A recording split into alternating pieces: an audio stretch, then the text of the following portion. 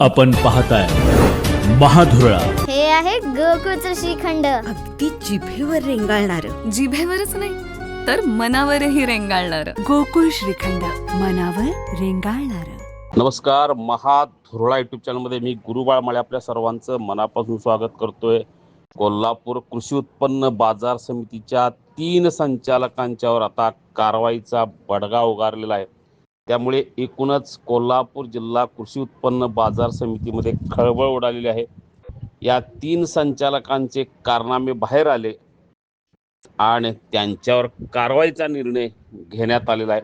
या संचालकांनी कारवाई होऊ नये म्हणून आपण केलेली चूक सुधारण्याचा प्रयत्न केला, पण आता कारवाईचा बडगा उगारल्यामुळं एकूणच आणि विशेष म्हणजे यातील 2 संचालक हे राष्ट्रवादी काँग्रेसचे असल्यामुळे आणखी राजकारण यामध्ये तापणार हे जवळजवळ नक्की आहे.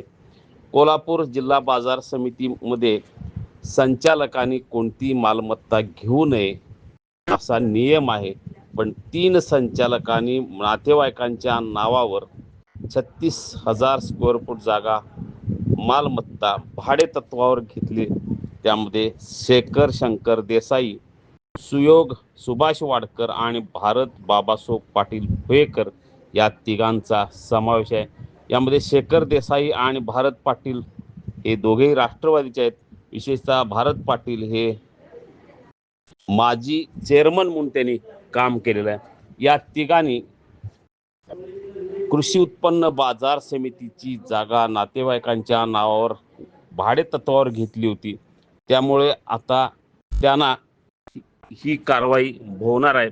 जिल्हा उपनिबंधक निळकंठ करे यांनी त्यांना आता अपात्र का ठरवू नये अशी नोटीसच पाठवलेली आहे आणि 19 मे पर्यंत आपली बाजू मांडण्यासाठी त्यांना मुदत दिलेली आहे.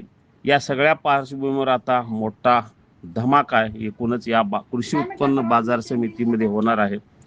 कारण या 3 संचालकांना अपात्र का ठरवू नये असा आदेश या नोटीसच उपनिबंधक करे यांनी दिलेले आहे. या सगळ्या पार्श्वभूमीवर आता गोकुळ नंतर कोल्हापूर कृषी उत्पन्न बाजार समितीमध्ये राजकारण रंगणार हे जवळजवळ नक्की आहे.